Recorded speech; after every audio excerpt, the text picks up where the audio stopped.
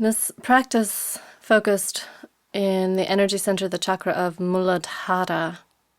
We're working with the earth element. So if you have some rocks, a couple of rocks handy, stones that you want to work with, feel free to gather those up and set them alongside your mat. As you come to sit in a cross-legged posture, siddhasana or sukhasana, whichever one works best for you to sit tall, bring yourself into about the middle of the mat. If you're using those rocks for our work with the mudra, the hand symbol, once you've settled into your seat, you can feel your foundation, your seat, your legs on the ground. Then bring your hands into prana mudra. So you're curling the little finger and the ring finger into the thumb and extending the first two fingers and touching down either on the ground or on your rocks. And then we're going to work with a dynamic breath, Kapalabhati breathing. So bring one hand to your belly and draw your belly back and up to exhale the breath from the nose. So you're clearing the breath out of the nose. It's a sharp, strong action. Allow the inhale to happen. If this is new to you, you may want to keep your hand on your belly so you can feel that the belly goes back and in as you exhale out, as the breath goes out through the nose. If you're more familiar with this, then you can let your hand come back down towards the ground in prana mudra. Breathe in, suspend the breath for a second, and then exhale out through your mouth, hearing that sound as you round your spine, scoop your belly into your back, empty every last little bit of breath out. And then once you've emptied out, hold the breath out, suspend the breath out of the body, lift your spine up tall, lengthening your head up. Close your eyes, take your gaze towards your third eye point. If you're familiar with Mula Bandha, engage it. So you're squeezing anus, sex organ, navel in and up. And then when you feel the need for the breath to come back in, let it come back in. With Kapalabhati, if this isn't appropriate for you, do Satali Pranayama instead. So you'd be inhaling through a curled tongue and exhaling through your nose. If you're working with Kapalabhati, we're going to move into another round for a longer period of time and a quicker pace, but you find the pace that works best for you. If you tend to breathe up into your chest, bring a hand to your belly so you can feel the action in the belly. Once you're settled, then join in and find your pace. If you get lightheaded, slow it down, or feel free to come back to long, deep breathing. So your focus is on the exhale. Unlike breath of fire with Kapalabhati, you're focusing on the exhale, allowing the inhale to happen. Kapalabhati means shining skull breath, or is often translated to mean shining skull breath. So you're clearing out, you're shining the inside of your skull, your sinuses. So take any time you need to clear your nose with this. That's part of the point with this first spring practice. We're clearing out, strengthening the immune system by stimulating the digestion with the action of the belly and also by clearing out the nose. Continuing just a little bit longer. As you continue with this, you'll find this in itself as an abdominal strengthening exercise as well as a pranayama, breath control. Last few, keeping your spine tall, and then breathe in, complete breath in, suspend the breath.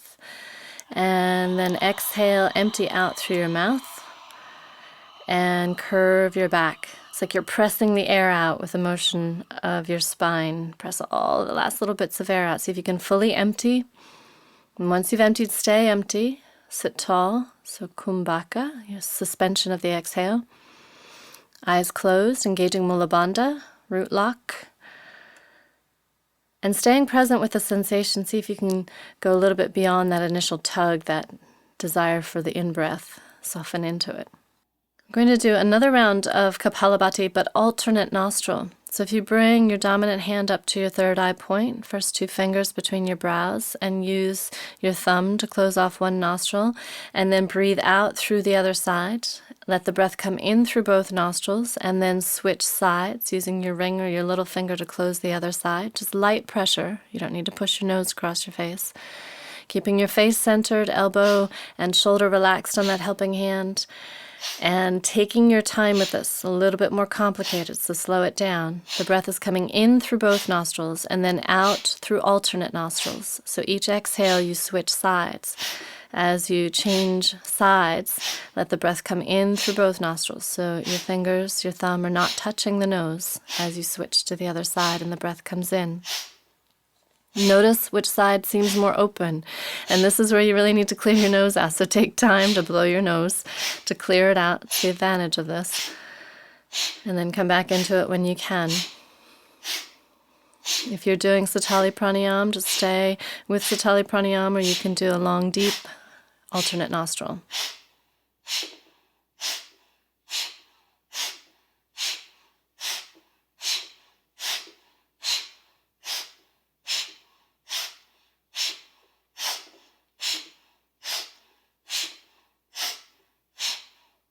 This next time that you exhale through the left side, release your hand down, breathe in through both nostrils, and then exhale out through your mouth and empty all of the breath out.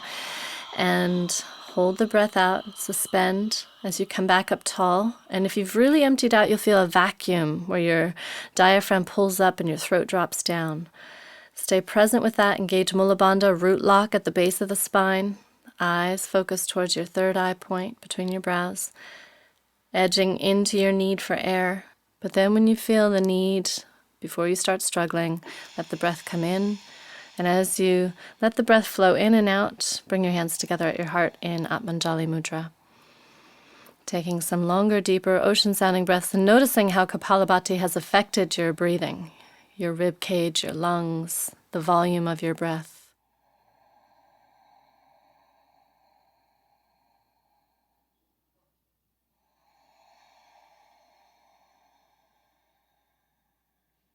We're tuning in with Adi Mantra.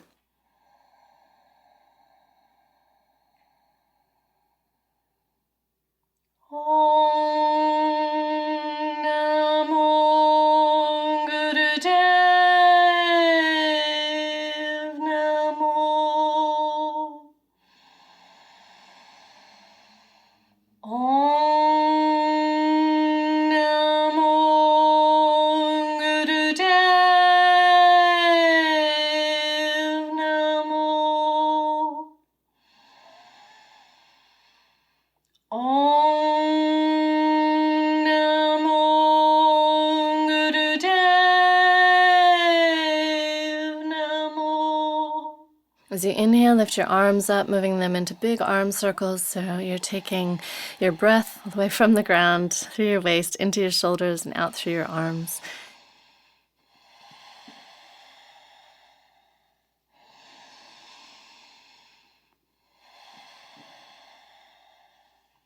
Taking one more.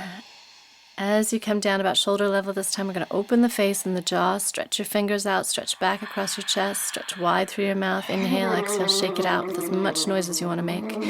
And doing that twice more. Inhale, stretch open through shoulders, chest, and hands, jaw and tongue and eyes. Exhale, shake it loose. Last chance to make noise, to shake out what you don't need.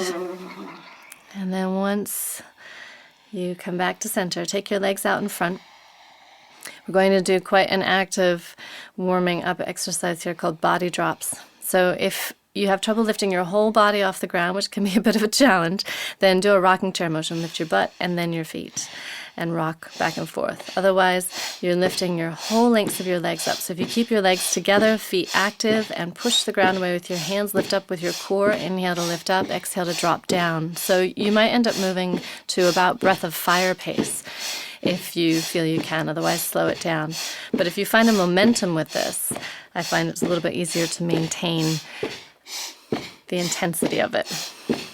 Inhaling up, exhaling down. So you're tamping your body. You're getting a sense of the sits bones and the bottom of the pelvis dropping down to the ground, as well as the lengths of the legs. So that's our focus in this first spring practice, is the feet, the legs, and the bottom of the spine, the tailbone. Our root support, base support, which is what Muladhara translates to mean. Continuing just a little bit longer. This is going to create some circulation, some heat very quickly. And directly after it, you'll be able to rest. So if you're feeling fatigued, see if you can keep up just another few seconds. As you bring yourself down onto your back, turn around. especially if you're working with other people, so that you have your head into the center. Find your Shavasana, your corpse pose. Drop down into the ground. You are just focusing on active levitation, on lifting your whole body up off the ground. So now balance that by sinking down into the ground. Letting go as efficiently as you can. Feeling the lengths of your legs. You may have to stretch your heels out away from your head and your fingers away from your head to find your shoulders broad. And watch your breath as it moves from that dynamic, active breath into its own natural rhythm as it softens down into the belly. Feel your relationship to the ground, to the earth. Throughout this practice, we're going to play with that, with how much we can drop down to lift up, how much we can lift up, and then also how much we can balance all of that with sinking, releasing, surrendering the body into the ground. As Martha Graham, the choreographer dancer, has written, in a dancer there is a reverence for such forgotten things as the miracle of the small, beautiful bones and their delicate strength. Think of the magic of that foot, comparatively small, upon which your whole weight rests. It's a miracle, and the dance is a celebration of that miracle. We have all walked the high wire of circumstance at times. We recognize the gravity of the pull of earth.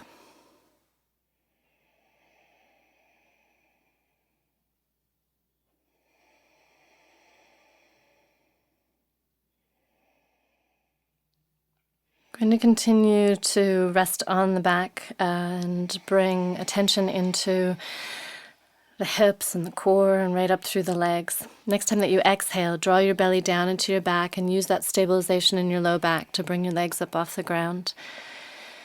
I'm going to do what I call a window stretch. So you're taking your right ankle across your left thigh, energize that foot so the four corners of your right foot face off the left side of your mat. And keeping your left foot on the ground, press your right knee, your right thigh away and see if that's enough of a stretch. If it's not, hold the back of your left leg with your left hand and draw it towards you. So your hands are doing two different things, and so are your feet. You're drawing in with your left arm, if your foot's not on the ground, and you're pressing away with your right hand. And then you're also engaging your right foot, but relaxing your left foot. See if you can feel in your waist, as you do this, your hips want to swivel. Your left hip wants to come up towards your shoulder. So if you keep your core strong and lengthen your waist, find that space between bottom ribs and hips to be the same. And find where you feel the stretch in your right hip. So you're deepening your breathing into that right hip. Shoulders broad underneath you, back of your neck long. If you're a little bit more flexible and you want to hold the front of your left shin, feel free. Shifting back into Ujjayi Pranayama and directing your breath all the way down into your hip.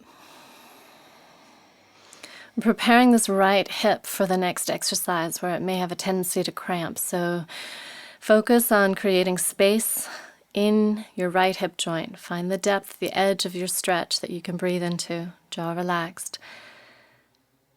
I'm going to transition into a variation of the yogi lifts that you've likely done before in some of these practices, just with different legs. So this next time that you exhale, soften the pull of what you're doing and cross your right thigh completely over your left. So you might have to use your hands to get your thighs to cross. And then see if you can wind your right foot behind your left leg. If you're not able to wind your foot behind, then just cross your thighs. Draw your knees towards you to the point where your low back is stable on the ground. And then bring your hands interlaced behind your head. Lift your head up and see your breath in your belly. Take your elbows, your upper arms towards your thighs so your shoulders clear your neck. And then focusing on your breath in your belly, same as we've done before in yogi lifts. Inhale, the belly expands, pause for a second and pull your belly down before you exhale. And then as you exhale, keep pulling your belly down and swoop that up into your tailbone curling up and your legs lengthening without unwinding. At the top of all that, spread your 10 toes out, find spaces between your toes, and then soften on the inhale. Jaw relax, make sure you're not yanking your neck. And then as you exhale, curl up through your tailbone, lengthen up through your legs without unwinding them. Doing just one more. Shoulders broad, head steady. You're not pulling your head up. On this last one, as you lengthen your legs up and spread your toes out, drop your belly a little deeper into your back before you breathe in. And when you bring your head back down, keep your legs wound and bring your hands stacked one on top of the other at the top of your thigh, right next to your pelvis. This is an isometric engagement. Same exact breathing. Inhale, belly expands. Pause, pull it down. Exhale, pull your belly deeper and push your thighs away and pull them towards you at the same time without moving. And then mid-thighs, same thing. Moving your hands to mid-thighs. Feel the difference. Shoulders broad, back of your neck long. Energize your pelvis and your thighs more than your feet. Drawing up and pushing away at the same time. Feel your low back broaden, your abdominals strengthen deep into your back. So the last one is where your hands are close to your knees. And then keep your legs wound, take your arms out about shoulder level, and let your wound legs drop over to the left. And look to see that your knees are about level with your right hip, so you have your thighs parallel to the short end of the mat.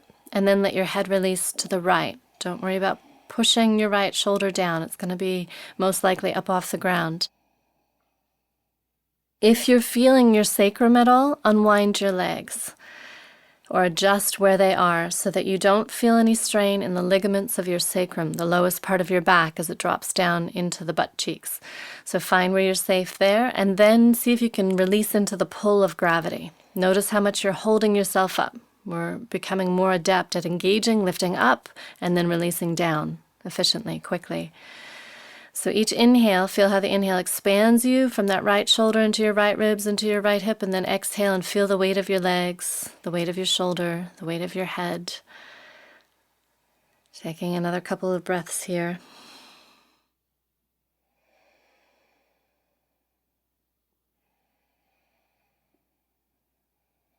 If your knees are right out from your right hip, then you'll be able to bring your left hand underneath your knees, help them back up with your arm and your core strength.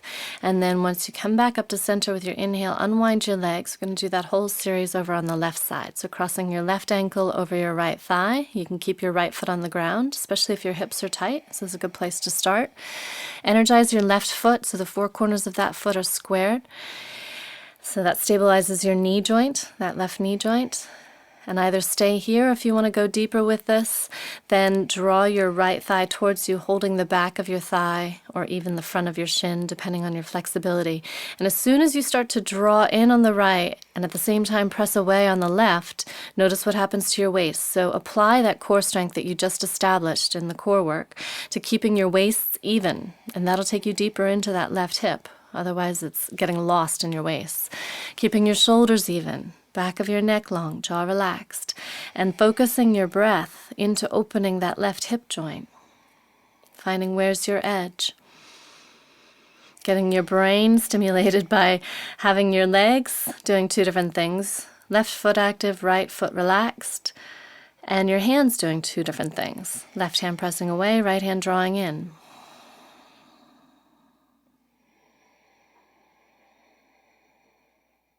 One more inhale into your left hip. Slow, steady breath, giving it some nourishment, some stretch. And when you exhale, come into your twisted root yogi lift. So cross your left thigh over and wind your left foot behind if you can. Otherwise, just cross your thighs. Notice how this feels. It might feel different on your leg joints. And then bringing your head up, interlace your fingers behind your head, change the lacing, if you did the same lacing as last time, and move into your yogi lifts. When you exhale, pull your belly down, curl your tailbone up, lengthen your legs. See if you can feel that that left foot, that left leg behind is trying to hoist the right leg up. It's trying to help it up. Energize your toes, spread them out, as though your toes are trying to lift your tailbone and your butt cheeks up off the ground.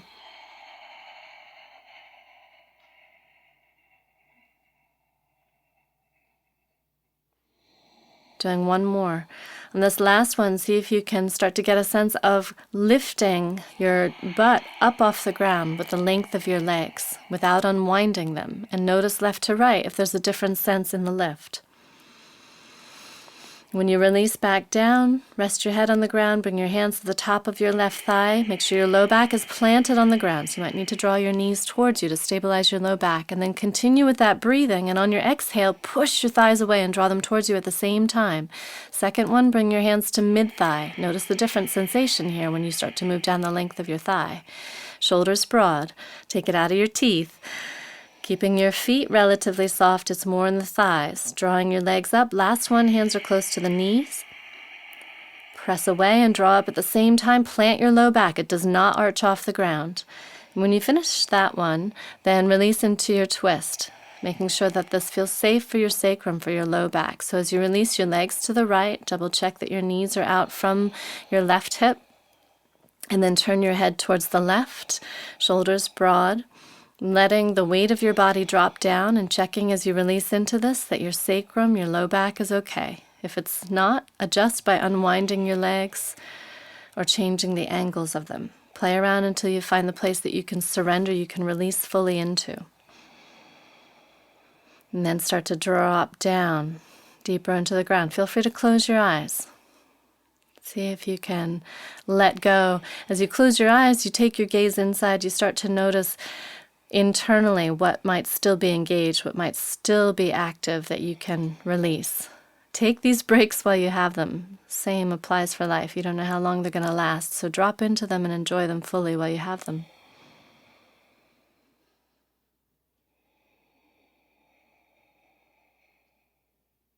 One more breath into that whole opening left side of your body. We're going to help the legs back up with the core strength and the arm strength. So bring your right hand underneath your knees, draw back up to center. And as you unwind your legs, you're going to come into Ananda Balasana, blissful baby, happy baby. So hold the outer edges of your feet and start to draw your thighs outside your ribs. This is oftentimes the trickiest part of this, is to get the knees to open out wide from the hip joints opening, from the top of the femur bone in the hip joints, swiveling out.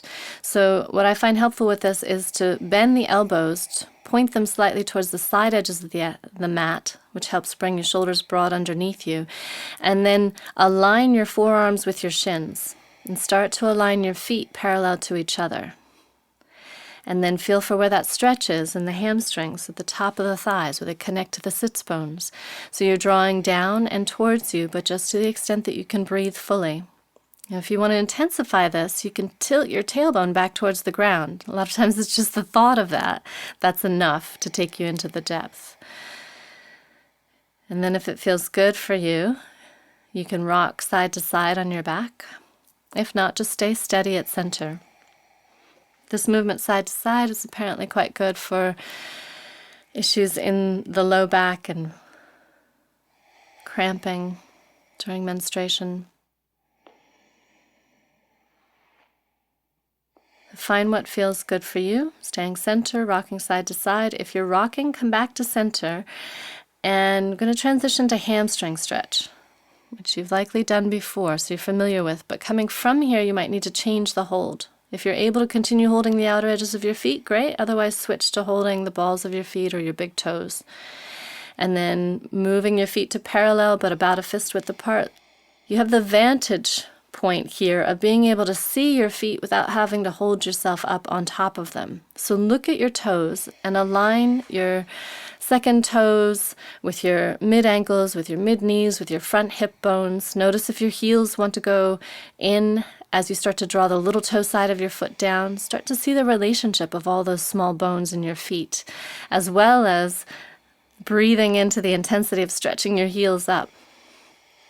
And again, just like you did in Happy Baby, if you want to intensify this, start to tilt your tailbone back down towards the ground. Think of broadening your sacrum, your belly into your low back, into your sacrum, deeper into the ground. As you find that planting in your low back and your tailbone, you can start to move your thighs away from your belly and your heels up towards the sky, breathing into the opening of the backs of your legs. Don't worry about how much bend you have in your knees. Find the intensity that you can breathe into. One of our key words in this energy center and these practices is acceptance. Start accepting where you are. See where you are. Accept it. Breathe into it. And then from there, you can start to take the steps towards where you'd like to go. So next time that you exhale, release down, hold on to your knees or your shins or the back of your thighs and massage your back. If moving along the length doesn't feel right for your spine, doesn't feel safe, then just rock side to side. Find what feels like a good massage of your spine. If you're moving along the length, see if you can balance on that tripod of bones when you come up, your sits bones and your tailbone. being sure to not put pressure on your neck. You stop at your shoulders.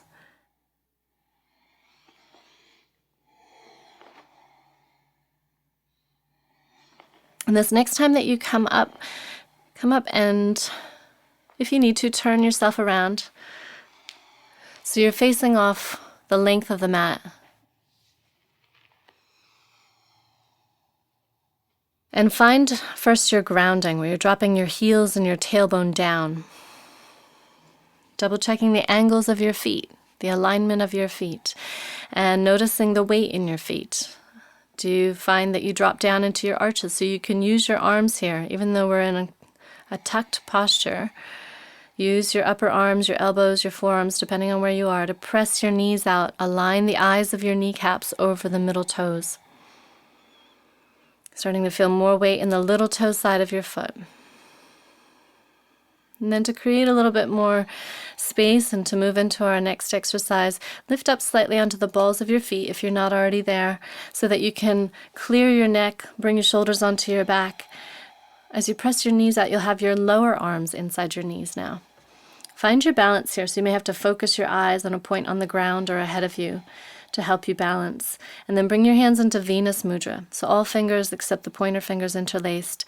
And heart level, your gun of love. We're going to do Charlie's Angels movement here, moving crow. So you're inhaling up, exhaling down. As you start this, if you need to push off with your hands on the ground, do that. And then if you only come down as far as you can come back up. So make sure you feel strong, especially if you have issues in your knee joints. It might be that you don't come all the way down to your full squat. And then strong breath. Inhale, push the ground away with your heels. Find the strength in your legs to lift up. Exhale, come down only as far as your shoulders stay broad on your back. You're not crowding your neck, and you know you can come back up. Strong breath through your nose, keeping your hands heart level instead of throat level. A few more.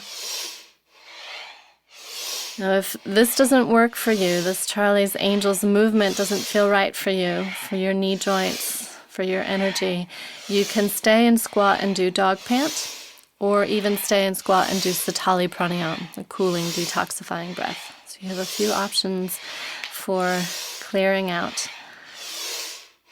I'm going to build a little bit more heat, and then next time you exhale, release down. Hanging here in your squat, you can have your hands in Venus Mudra, you can bring them to the floor in front of you. Take a few breaths and slow your breathing down. Notice the energy in your legs, the warmth in your legs.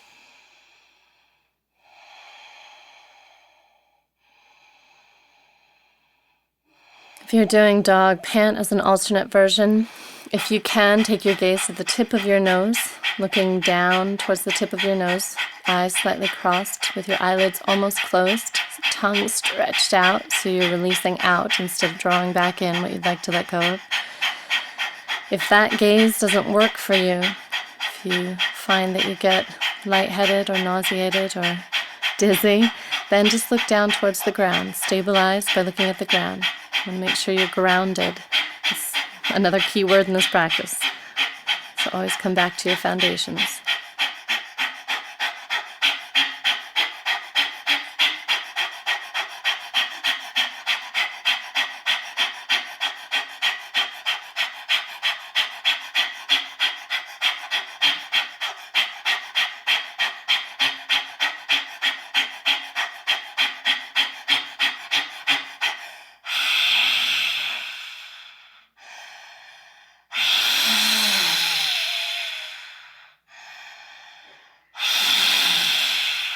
Unlace your fingers, bring your hands down, and transition your way into table for cat pose. Transition your breathing, so if you're working with dog pant, then draw your tongue back in, notice any taste on it. Rolling into cat and cow, pressing through shins, and you might need to lift your wrists to open out through the base of your fingers as you find the movement of your longer, deeper, ocean-sounding breath along the length of your spine. If you can get a sense of leading from your tailbone, this is The energy center, we're working with Muladhara base root support at the very bottom of the spine, into the legs, into the feet. So see if you can lead this motion from the bottom of your spine, from your tailbone up to your head, letting your head follow. Your head has the rest of the day to lead, so give it this opportunity here to follow. Finding the articulation of space along the length of your spine between your shoulders as you exhale, and then space around your neck, heart opening as you inhale. This next time that you inhale, bring your spine to neutral so it's not arched in either direction, and stretch back through your right heel and feel or see that your heel is right behind the middle of your toes. Notice if when you reach your heel back behind your toes, your arch collapses. So press into the outer edge of your heel if you need to. And then if you want to deepen it, you can lift your left knee, take your hips up and back, keep your shoulders broad on your back, get a sense of a long line from your heel to your head. Next time that you exhale, switch sides. Checking out this left calf, the heel. Notice the weight on the ball of your foot, the alignment of your heel behind the middle of your toes. You can go deeper with this if you like by lifting your right knee up, shifting up and back. Breathe as though you're breathing into your calves.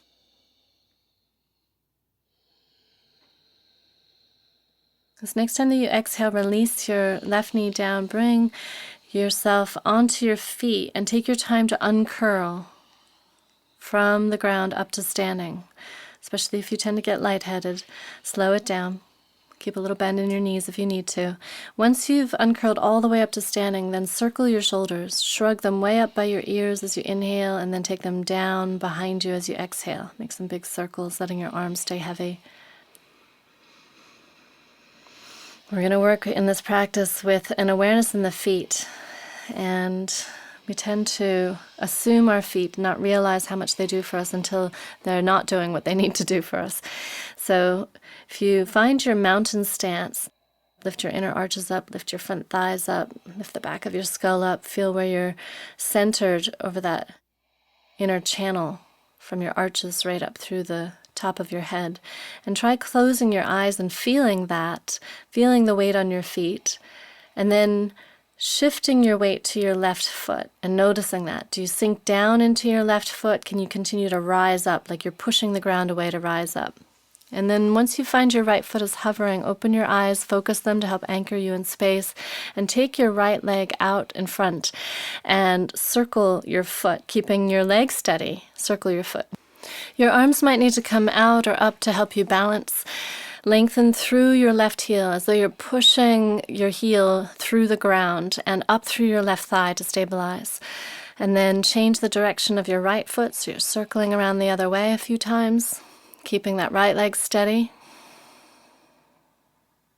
And then point and flex your right foot. And if you can look down and balance and see your right foot, your toes are not pointing off to the side, to the right side of the mat, but they're straight ahead of your knee and your hip and your shoulder.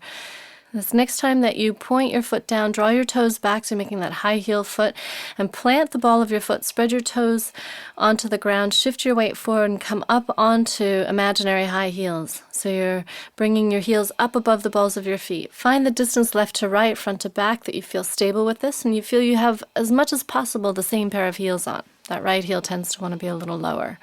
And then square your hips forward. So you're bringing your left hip forward, right hip back, so your front hips are like headlights pointing off the front edge of the mat.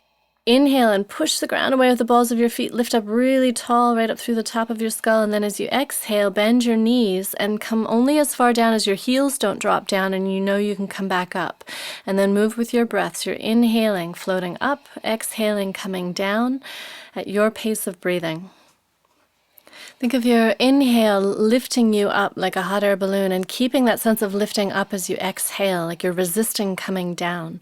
This next time that you come down, pause and hold the depth of that, and see if you can lift your heels higher, your belly up, the back of your skull up, shoulders broad, finding where your knees are aligned over your toes. Give it another breath. And then use your next inhale to lift up, shift your weight back onto your left foot. And as you bring your weight back onto your left foot, keep it light in your right foot. And look to see your left foot is parallel, midline of your foot is parallel to the side edge of the mat. because your heel will want to turn into the midline. Once you have that foot planted, press down through the heel of your foot, draw up through your thigh, and draw your right knee up towards you, but only bring it up as far as your left knee doesn't bend. So feel that relationship between the two knees. So you might need to hold the back of your thigh instead of your shin. As you draw up, anchor down through your left heel. Feel the length and strength of that left leg, those muscles drawing in towards the bones. And when you draw up as far on the right knee as doesn't disturb the left knee, then take your left arm out to the left and start to open your right knee to the right, but only go as far as your left knee doesn't follow. And you'll feel that in your left arch. It'll want to collapse down as the knee wants to roll in and follow the right knee. So keeping your left knee as your priority, stable and facing forward. And then next time that you exhale, come back to center. You can either do that again holding the knee, or if you want to play with holding the toe and play with balancing a little bit more, then you can hook your big toe or even hold the back of your thigh or your calf and reach out through your heel. Anchor down through your left leg, lengthen out as much as possible through the right leg.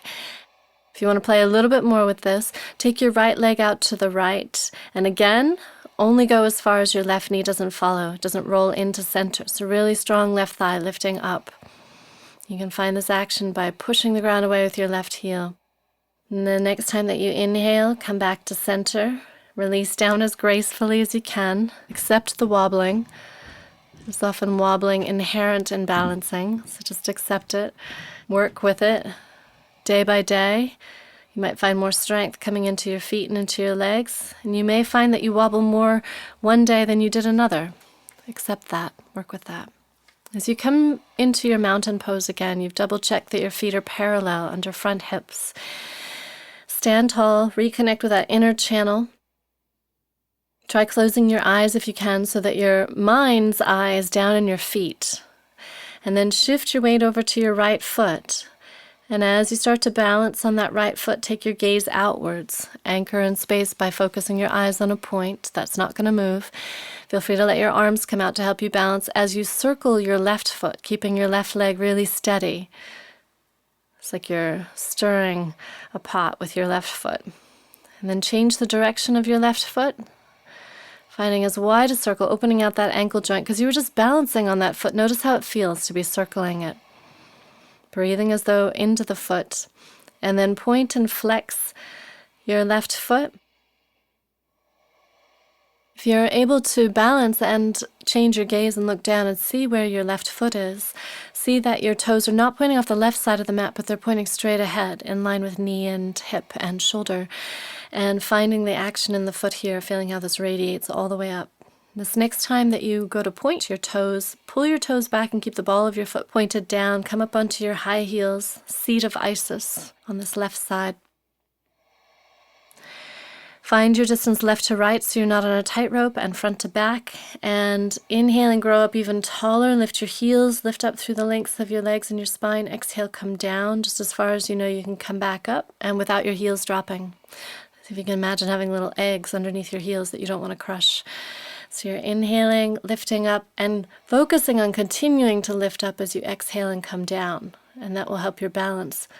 When you get down to your lowest point this next time, pause and suspend. Hold. But don't hold your breath. See if it's possible to lift your heels up any higher, lift up through your low belly, lift up through the back of your skull, shoulders broad, jaw relaxed. Maybe you can even come a little bit lower in the last breath or so of holding. What will work for you? Noticing the strengthening going on here in the small muscles of your feet. Next time that you inhale, lift up, and as you exhale, transition your weight back onto your right foot and look to see where your right foot is. Use your eyes to know where your foundation is. Heel behind the middle of your toes, midline of your foot parallel to the side edge of your mat. And once you get that anchor down through your heel, lift up through your thigh and draw your left knee up, but just as far as your right knee doesn't bend. Take a breath there and feel that your right knee is stable, facing straight ahead, arch lifted on that right foot. And only open your left knee out to the side as far as your right knee doesn't follow. Taking your right arm out to the right, left knee to the left.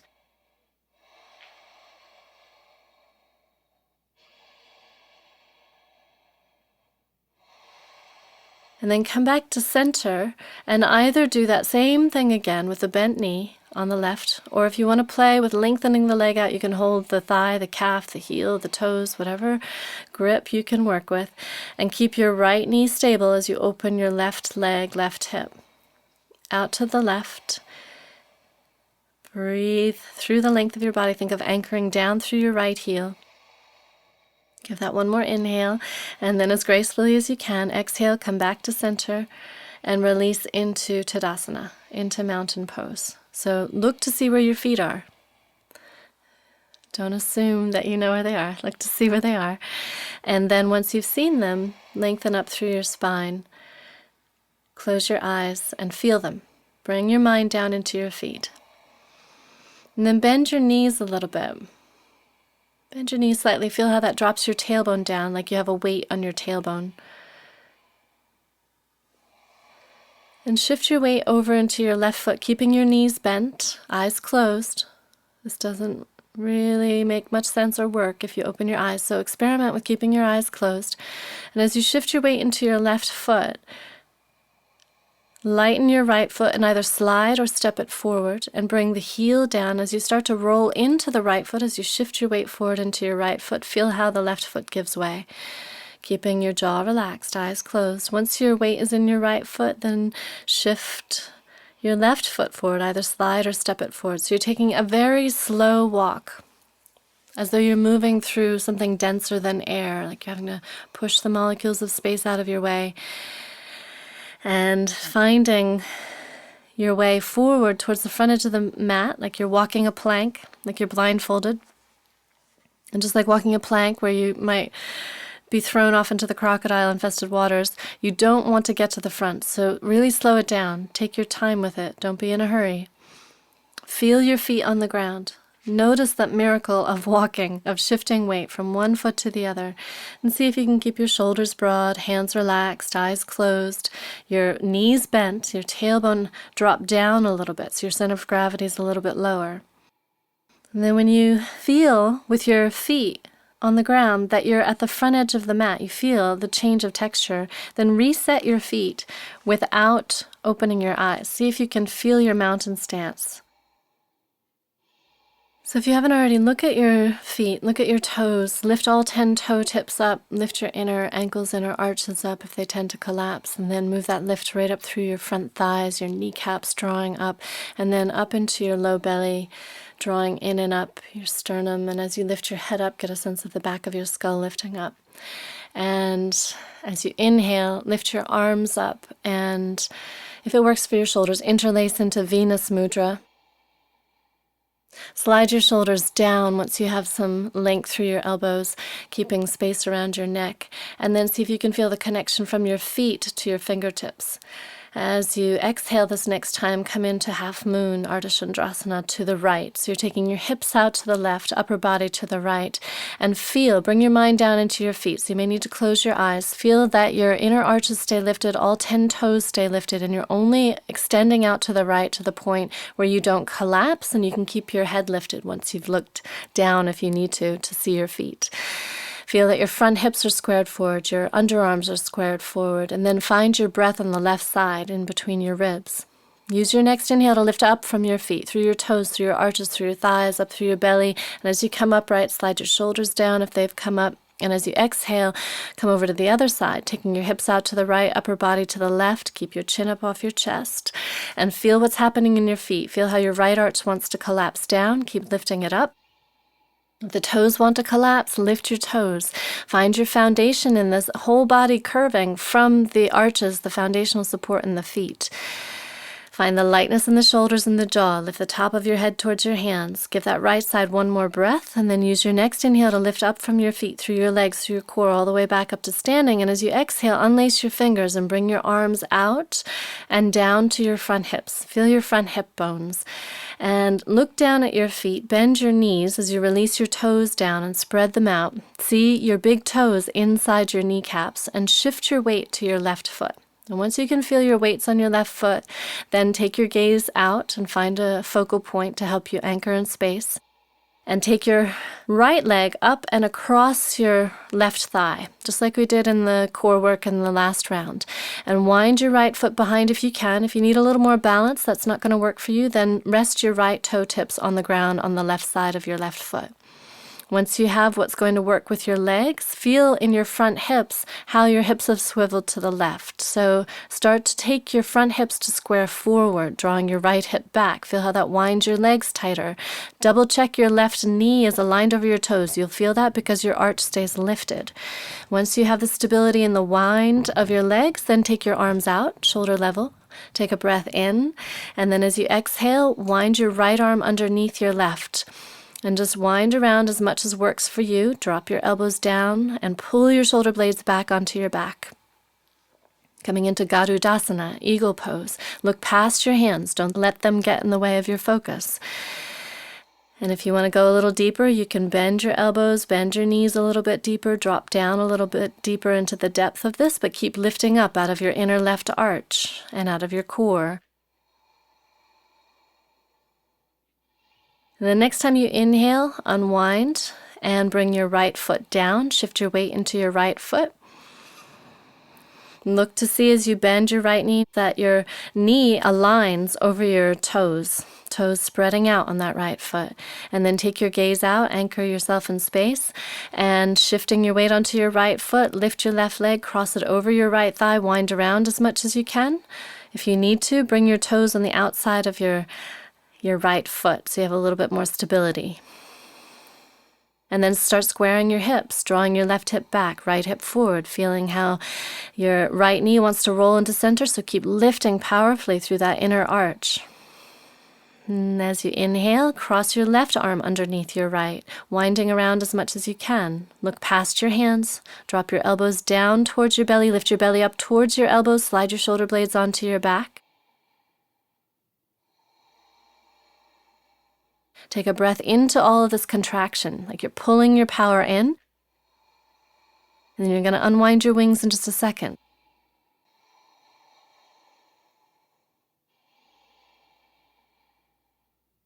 So next time you inhale, unwind your wings, spread them out, unwind your legs, and step your left foot back towards the back edge of the mat, bringing your arms out about shoulder level. If you need to bring your arms down while you set up the foundation in your feet, feel free to do that. We're moving into Kali Devi.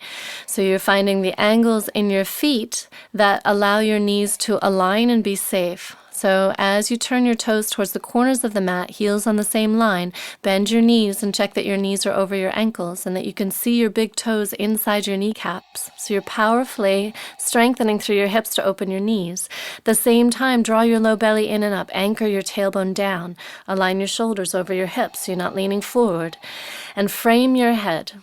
So you have right angles at your elbows, shoulders broad on your back, fingers spread out, wrists long.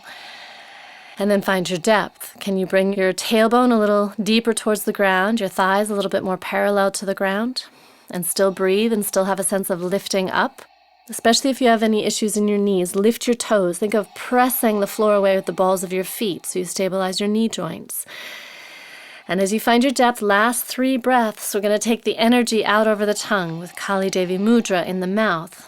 Inhale through your nose and then exhale, stretch your tongue out long, roar like a lion, keeping your shoulders clear from your neck. 2 more, your pace. See if you can find the depth of your stance as you do these last 2.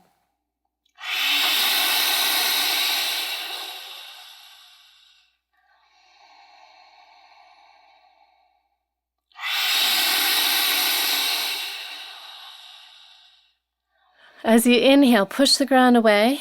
Transition your way into right lunge. Look over your right foot as you turn your right toes forward and your left heel back, finding your parallel lines through your feet and your legs. And bring your hands down by your right heel so that your shoulders can clear your neck. And take a breath or 2 to find your leg strength and your alignment here. Lifting your back thigh up, reaching your back heel back.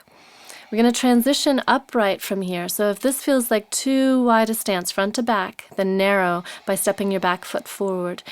And then focus your gaze to help you come up. It's a little bit of a wobbly transition. As you push the ground away with your right foot, lengthen and lift up through both legs, lifting your back heel up, and bring your hands to your core. One hand on your belly, one hand on your low back. Draw your low belly in and up and anchor your tailbone down, which may mean you have to bend your back knee. The priority here is your low back and your tailbone. So find that with whatever bend in your left knee you need as you square your front hips forward, left hip forward, right hip back. And look down if you haven't already. See inside your right knee that your big toe is visible, so your knee is open over your toes. And if you have any issues with the knees, lift your toes, press the floor away with the ball of your foot. And then take your hands and stretch them down towards the ground so your shoulders are broad. And keeping your shoulders broad, if you want, bring your hands up to your heart. So we're working with the beginning version of Virabhadrasana 1. This next time that you exhale, transition down through your right lunge, bringing your hands down, and step back into your modified down dog. Double check your foundations. Where are your feet? Where are your hands? And then grow up through long arms, shoulders broad, and lengthen your low back. Tilt your tail up, so keep whatever bend in your knees you need to prioritize that low back, the lead with the tailbone. And then whatever length in your legs you can find without your tail dipping.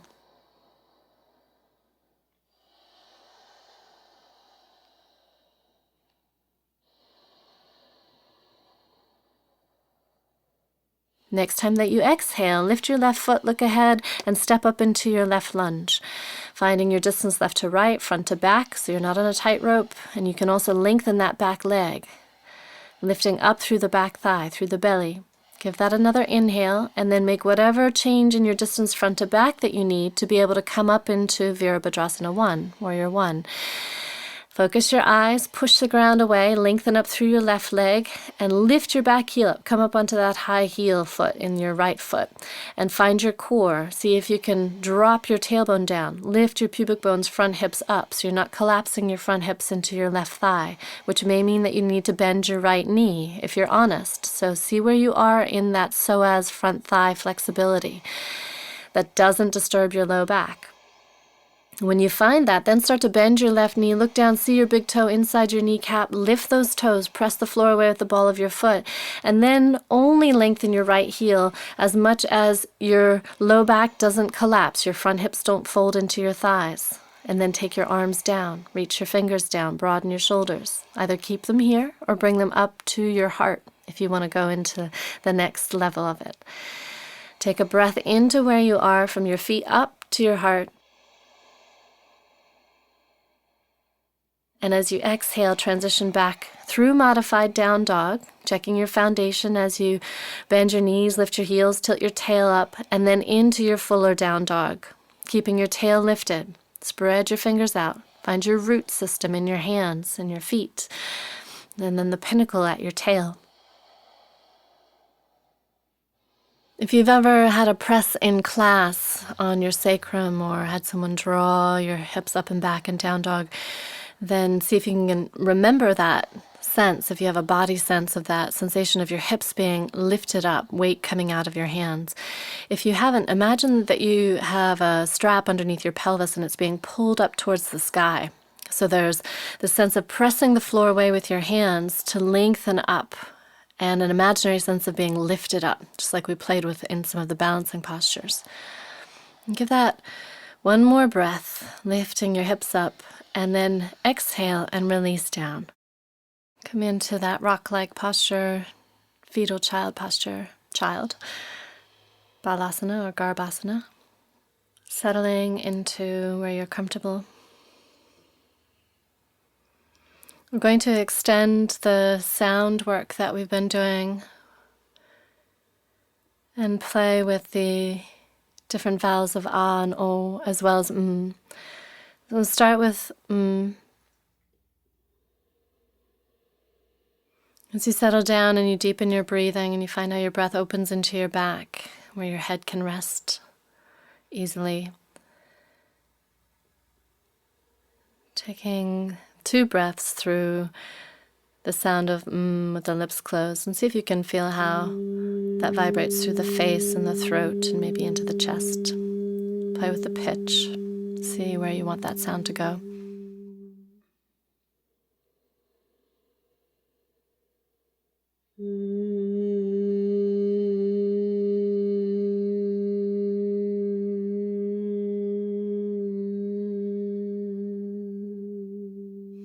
And then taking 2 breaths with the sound of O. So letting your mouth open, jaw relaxed, playing with a steady sound, and seeing what pitch you want to play with.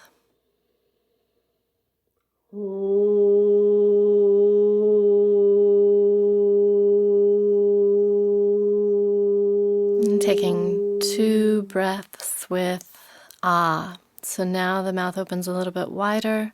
You might find the sound moves up into the roof of the mouth.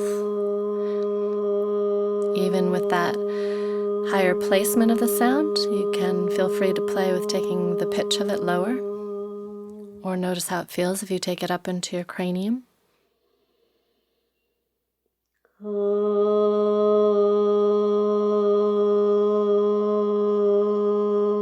And then bringing those 3 sounds together, the sound Om has within it Ah, Om, and then also the silence afterwards. So taking 3 breaths, moving through Ah, Om, noticing the space, the silence as you breathe in.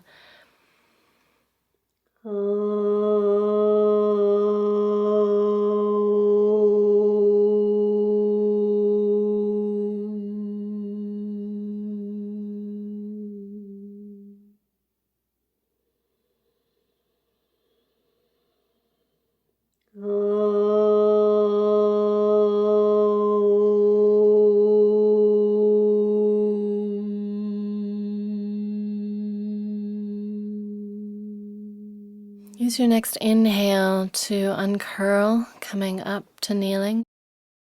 Make your way slowly, easily up onto your feet. Double check where your feet are as you're coming up. Since you're right there by them, see them. Bring them parallel under your front hips, so you have toes, ankles, knees, front hips aligned.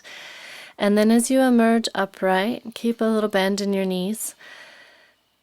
And lift your head up like it's being drawn up towards the sky, like it's a hot air balloon. Let your arms hang down. And then with your knees still bent, drop your tailbone down. We're going to do that same practice of walking the plank. So close your eyes, feel the weight on your feet, feel the inner channel lift, and shift your weight to one foot and begin your very slow walk from the back edge of the mat towards the front edge of the mat, with no rush to get there. This is more about being present, about getting your head, your mind's eye down into the soles of your feet. See if you can feel your feet on the ground.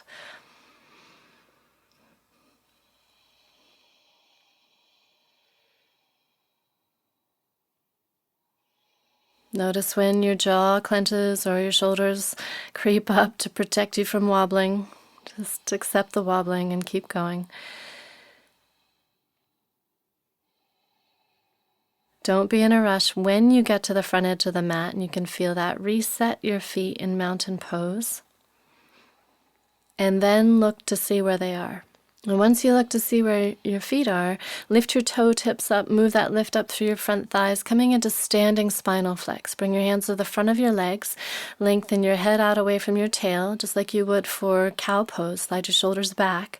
And as you exhale, lengthen your spine, let your back round, and let your hands release down to wherever they get to, but then bring them up to where they need to be so that your low back is your priority. You have that inner curve towards the floor in your low back. Taking a few more breaths here, essentially moving through cat and cow, but on long legs, letting that open up your hamstrings, letting it open up your legs, not forcing it. If you feel you need to engage Muladhara, root lock, in order to stabilize, you're squeezing anus, sex organ, navel in and up. And that may stabilize that tailbone, hamstring area. Notice how that feels if you do that. That might be what you need to take this a little bit deeper, or to be where you are and feel safe, secure, which is another key word in this practice. Stability, security. So next time that you exhale, bend your knees, moving into standing tuck. Bend your knees deeply enough that your chest rests on your thighs. Wrap your hands behind your heels and your elbows behind your calves. Your elbow points point to the back edge of the mat. Release your head down, but reintegrate your shoulder blades to your back. If you want to take this deeper, keep lifting your sits bones up, tailbone up.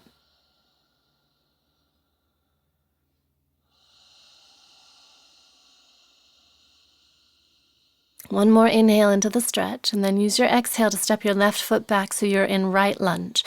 Keeping your right knee over your ankle and finding your distance left to right, finding some length and strength in that left leg. We're going to repeat Virabhadrasana 1 and extend it a little bit. So bringing your left foot forward if you need to. If you feel you can take a wider stance, then keep your feet in that full lunge distance. But again, the priority as you lift up is to keep your low back long. So find yourself lifting up to standing. Lengthen initially through your right leg and your back leg, and then lift up through your low belly. Pull your front hips up away from your thighs, and then bend your right knee and take it out over your ankle and see if you can find a little bit more depth there. If you need to keep your left knee bent in order to keep your front hips squared and your low back long, then work with that until you can lengthen a little bit more through that left leg.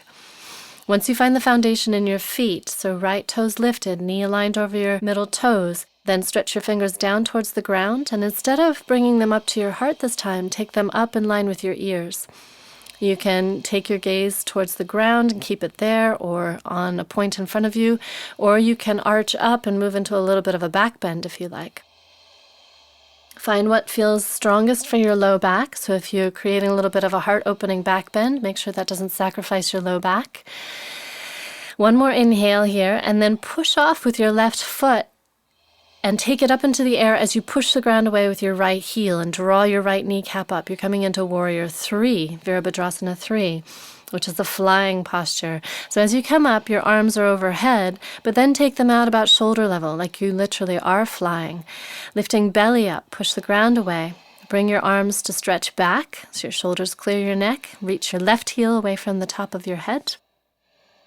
Then as you exhale, come back and down into your right lunge again. Take a breath into it.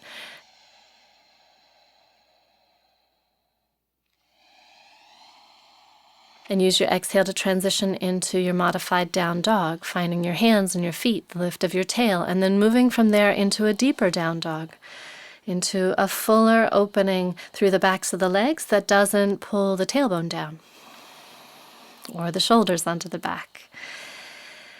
And giving that another breath to open, to feel what's happening in the right leg from having held you in those two warrior postures.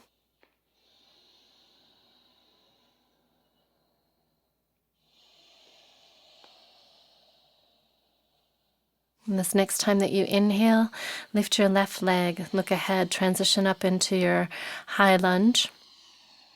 Give it a few breaths here to double check your foundation. Where are your feet? And your knees and your hips. Can you lengthen through that right leg, reach back through the right heel, and align your left knee over your ankle? Minimizing weight in your hands because we're going to bring the upper body up in just a few seconds. So find first where your leg strength is. And then focus your eyes on a point as you transition your back foot closer if it needs to come closer so that you can come up. And as you come upright, square your front hips forward, bring your right hip forward, left hip back, draw your low belly in and up so you're pulling your pubic bones up, anchoring your tailbone down, which may mean you have to bend your right knee a little bit. As you bend your left knee deeper, take it forward over your ankle. Look down, see your big toe inside your kneecap. And then only lengthen through your right heel as much as that doesn't drop your front hips into your left thigh.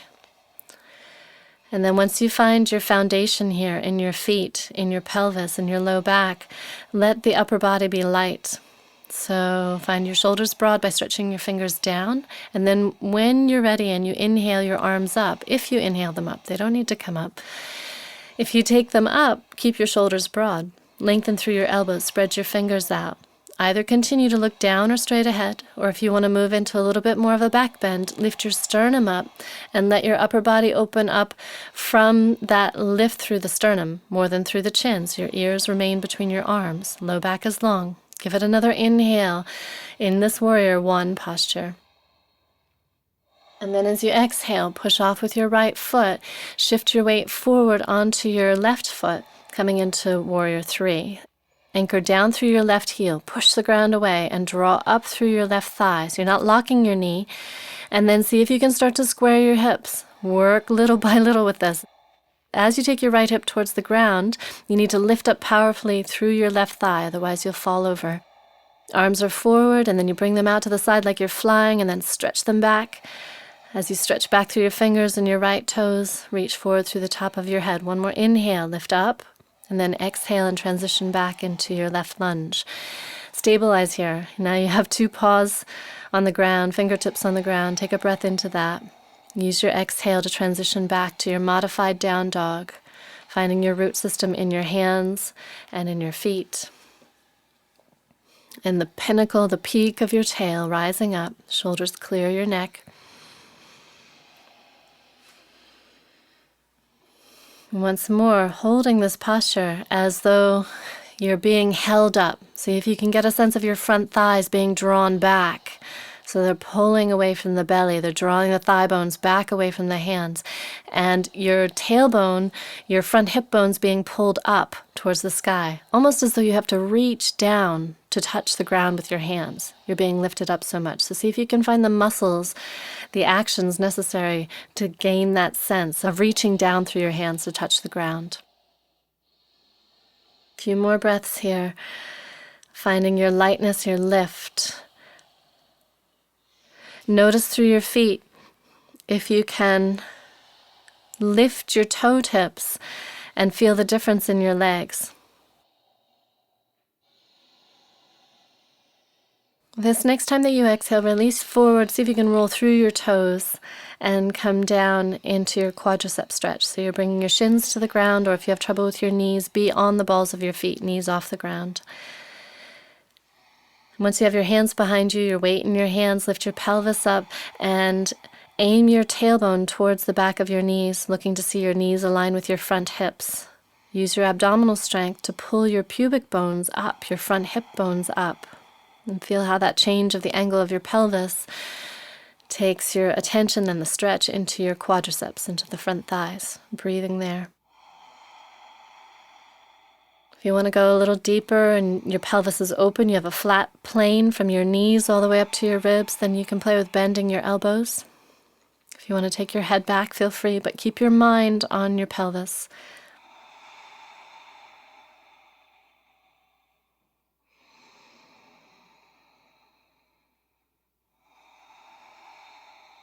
Next time that you inhale, lift up and tilt forward and come into toe sit. So you're bringing yourself up onto your toes. You might have your knees on a block, or you may need to be up on your knees if you don't have a block or if that works better for you. Be sure all 10 toes are curled under, and then reach down through the heels of your hands, fingers out to the sides like you're a little penguin, and let your head release to the left. So your left ear drops towards your left shoulder. So you're opening all 10 toes, the heels, the underside of your wrists in each hand, and then also the right side of your neck. So imagine you can breathe from your toes up into your waist and your arms. Give that right side of your neck another breath. And as you exhale, roll your head forward, bring your hands out in front, interlace your fingers, curve back like you would for cat pose. Take a breath along the curve of your spine. And then inhale, stretch up, reach up overhead. And as you exhale and bring your hands down, flip them. So the backs of your hands are facing the ground. You're opening through your wrists. If it's too much on your toes and you're clenching your jaw because it's too intense, be up on your knees. And then releasing your head to the right if you haven't already, focusing your breath all the way up into the left side of your neck, breathing right up into that space.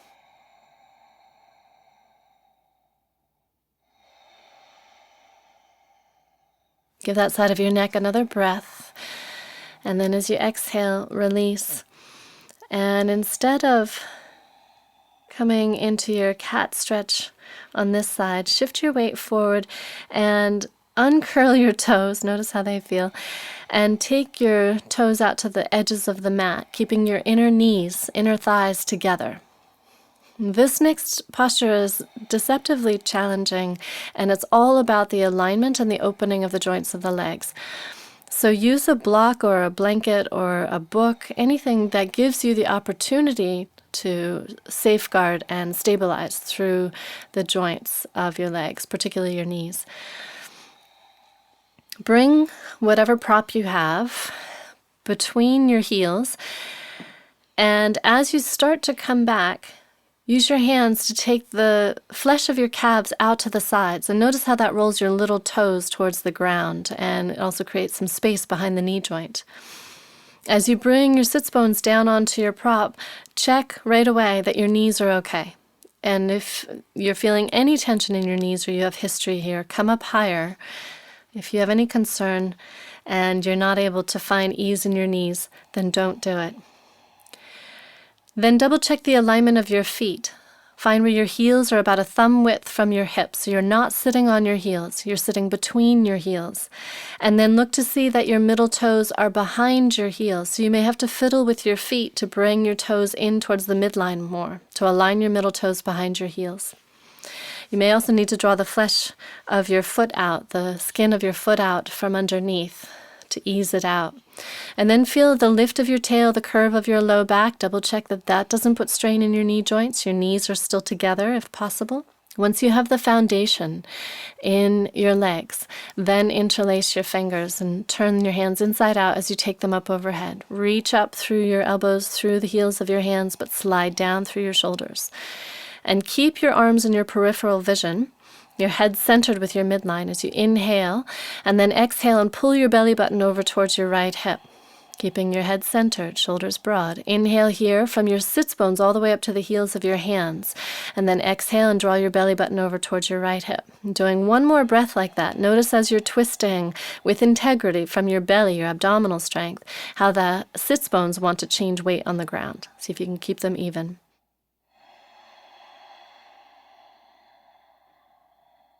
Next inhale, come back to center and change the lacing of your hands. Reach up again, let your shoulders shrug up, and then exhale, slide them down. Draw your low ribs in if they're sticking out. One more inhale, stretch from your sits bones all the way up through the heels of each hand. And as you exhale, draw your belly button over towards your left hip. Keeping your head centered, notice how much your chin and your neck want to do it. Bring it into your core. Inhaling long from sits bones to the heels of the hands, and then exhale and draw over with your belly button.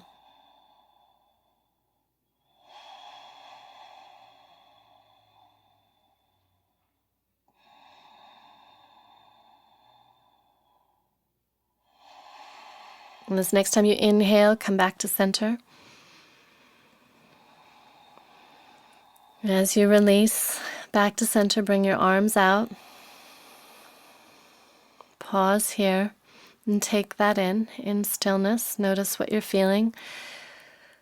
See if you can feel gravity dropping you down into your legs. And at the same time rising up out of that foundation. This posture is called Virasana, like Virabhadrasana. Vira is similar to virile, strong, hero. So this is called hero pose. With Virasana pose, if your knees are safe and you have the alignment, you've looked at your feet and you can see middle toes, heels aligned with each other, and your heels are outside your hips and your knees feel safe and your knees can ideally be together, and you feel like you can sit on the ground, then feel free to take the prop out. But also feel free to own that support, to use that support to allow the joints of your legs to open. So you're either working with the block or blanket or pillow underneath your sits bones, or your sits bones fully on the ground.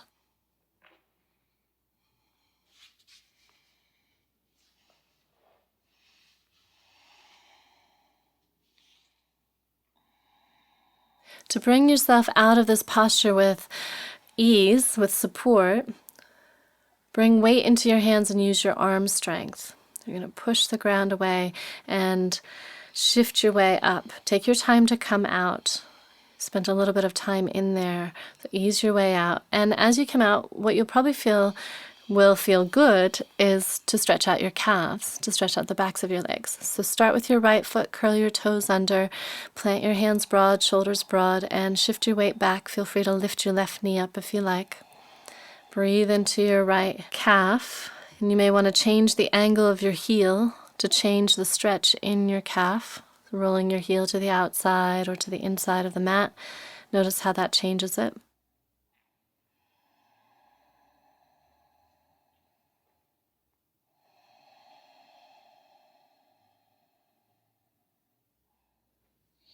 When you feel you have a good stretch there on the right side, then switch over to the left.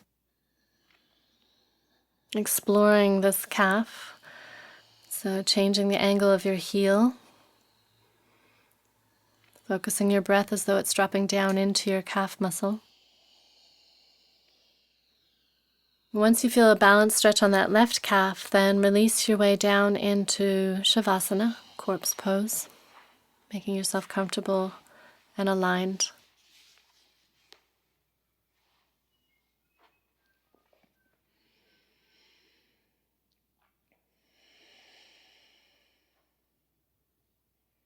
Notice any awarenesses in your legs, in your toes, your feet, your ankles, your calves, your knee joints, your thighs, your hips. Adjust so that your low back feels comfortable. You might have to shift your bum down or out to release your low back. Using any props that enable you to settle deeply into this resting pose, so blanket, eye pillow, if you have rocks that you want to rest on your belly or your hands. Give yourself this time to be still, to be present, to integrate. Make whatever adjustments you need in the first moment here, settling in. And then commit to a good enough posture so that you can discover what stillness gifts you.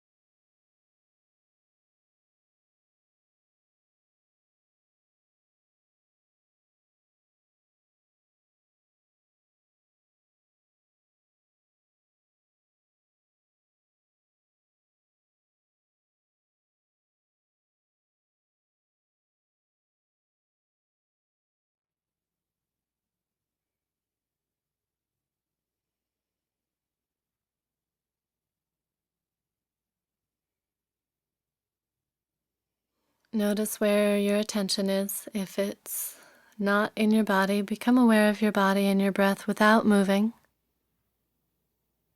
It's bringing your attention into the rhythm of the breath as it happens, the weight of your body resting on the ground. And as you rest another couple moments, I'll read you another poem by Mary Oliver. It was spring, and finally I heard him among the first leaves. Then I saw him clutching the limb in an island of shade, with his red-brown feathers all trim and neat for the new year. First I stood still and thought of nothing. Then I began to listen. Then I was filled with gladness, and that's when it happened, when I seemed to float, to be myself a wing or a tree, and I began to understand what the bird was saying, and the sands in the glass stopped for a pure white moment, while gravity sprinkled upward, like rain rising. And in fact, it became difficult to tell just what it was that was singing. It was the thrush, for sure, but it seemed not a single thrush, but himself and all his brothers, and also the trees around them, as well as the gliding, long-tailed clouds in the perfectly blue sky. All of them were singing. And of course, yes, so it seemed, so was I.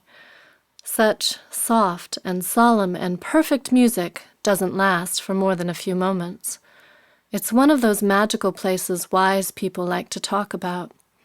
One of the things they say about it that is true is that once you've been there, you're there forever.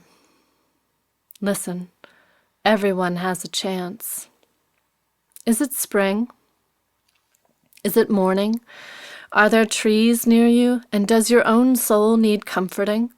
Quick then, open the door and fly on your heavy feet. The song may already be drifting away.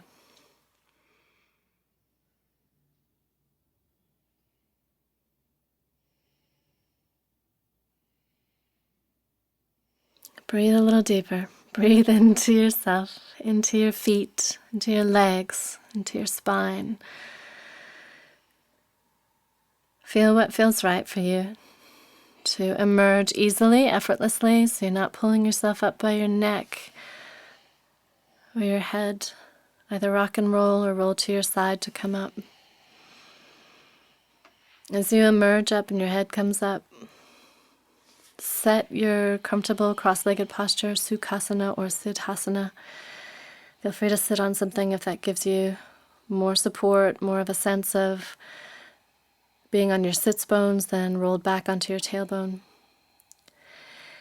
And if you have those rocks handy, you can bring your hands into the same mudra we've been working with, Prana Mudra, where you connect the last two fingers to the thumb and stretch the first two fingers out. You can also do Prithvi Mudra. Prithvi means earth, and so it's a grounding posture. If you'd like to do Prithvi Mudra, you're connecting your ring finger, your sun finger, to your thumb and stretching the other three fingers out. And again, you can either touch the rocks or touch down to the ground, or you can also have your hands on your knees, palms up or down, and use your hands to help draw you up if you're feeling tired. So as you settle into your posture, the length of your spine, and you find the mudra in your hands, Prithvi's grounding, and prana is a little bit more energizing. See which one you're drawn towards. Then close your eyes and be still.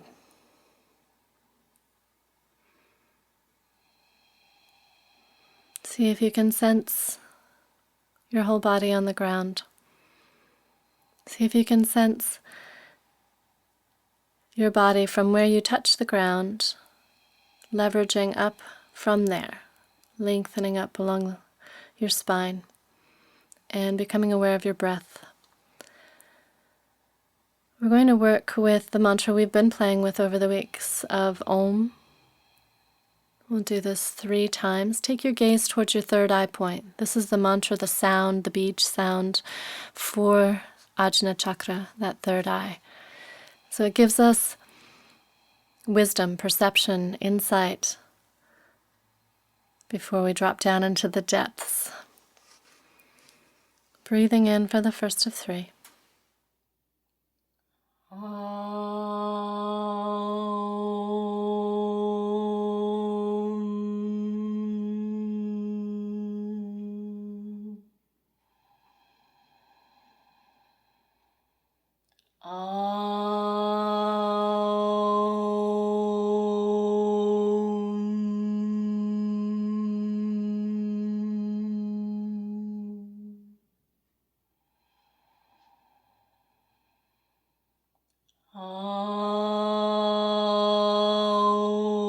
As you release out this last Om, bring your attention down to your tailbone, your foundation on the ground, your sits bones, your legs, your feet.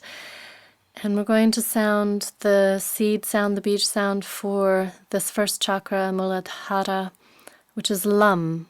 So you bring the tip of your tongue to the back of your teeth and feel the abdominal muscles helping you create the sound. So you can feel the movement of the pelvic floor with each repetition. Feel free to join in at the same pace that I am. Lum. And join in as you're ready. Lum. Lum. Lum. Lum. Lum. Lum. Lum. Lum. Lum. Lum. Lum. Lum. Lum. Lum. Lum. Lum. Lum. Lum. Lum. One more. Lum. And then breathing in deeply, we're going to return to that beach mantra at the third eye point of Om. So see if you can feel the base of your body on the ground, and also bring your gaze towards your third eye point, and 3 rounds of Om.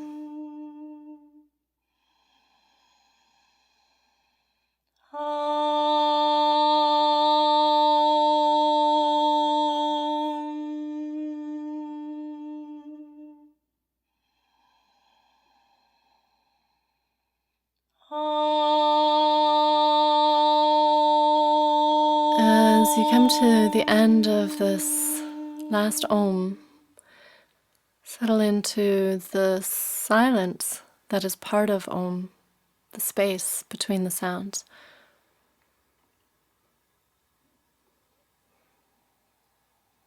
With your next inhale, lift your arms up, exhale them down along your midline, acknowledging yourself in your practice and anyone else you're working with, practicing with today. Namaste.